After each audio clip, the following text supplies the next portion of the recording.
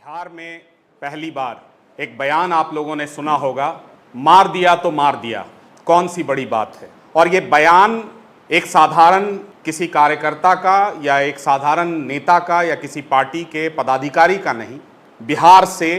एक एनडीए के बड़े घटक दल के संरक्षक और वर्तमान में केंद्रीय मंत्री एमएसएमई मंत्रालय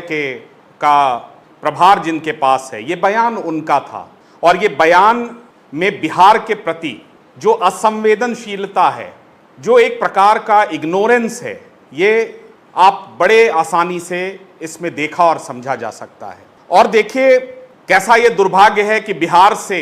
40 वर्तमान में सांसद हैं, जिनमें से 30 एनडीए के सांसद, 16 राज्यसभा के सांसद, उनमें से 12 एनडीए के सांसद, 8 केंद्रीय मंत्री, और इनमें से एक को भी, जहां तक हम लोगों की जानकारी है, सार्वजनिक रूप से इनको, ये सारे जो केंद्रीय मंत्री हैं ये दिल्ली में रहते हैं, सांसदों को आवास दिल्ली में मिला है, लेकिन बिहार के एक लड़के को सिर्फ बिहारी होने के कारण गोली मार दी जाती है और इनको फुर्सत नहीं मिला है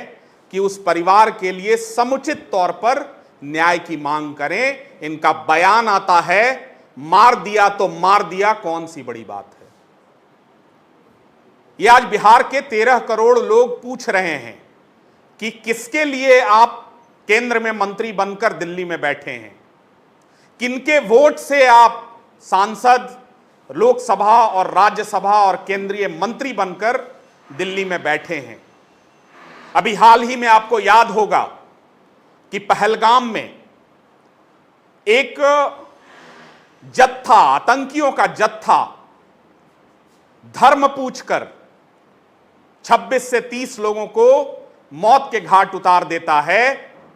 आज देश की राजधानी दिल्ली में मेरे राज्य बिहार की पहचान के आधार पर एक 20-21 वर्ष के लड़के को, जो अपने घर का एक प्रकार से आर्थिक आधार भी था, उसको उसकी छाती में point blank cold blooded murder उसका कर दिया जाता है। और आज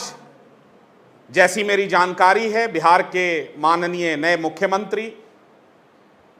बिहार के पूर्व मुख्यमंत्री जी भी दिल्ली में रहे हैं,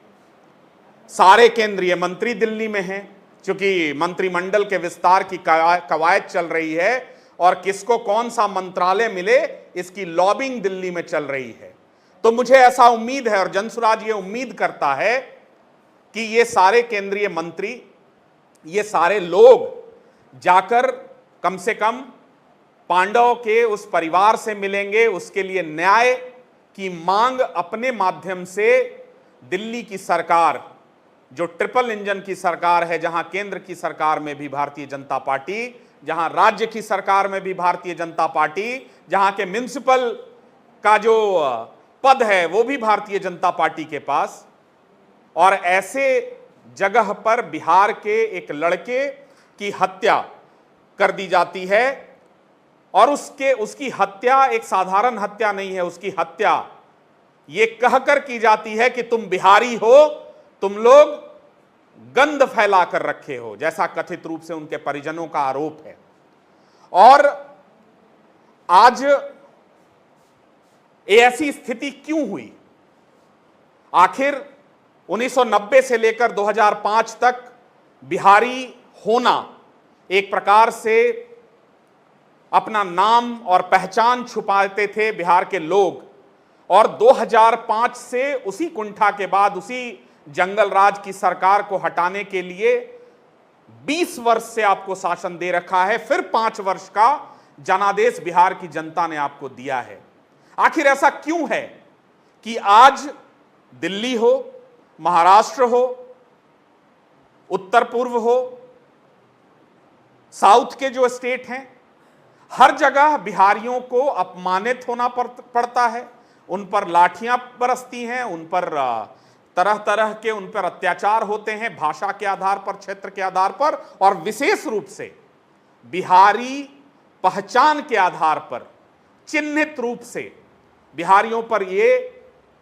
प्रहार किया जा रहा है और उस पर